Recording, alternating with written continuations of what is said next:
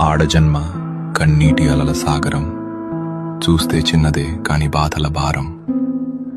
ప్రతి అడుగులోనూ పరీక్ష, ప్రతి చూపులోనూ నిరీక్షణ. ఆశల రెక్కలు కాలి, గుండెల్లో మూగవేదన. ఆ కన్నీళ్లలో ఉన్నది పిరికితనం కాదు, ఆమె నవ్వే పెదవుల వెనక ఉన్న విషాదం.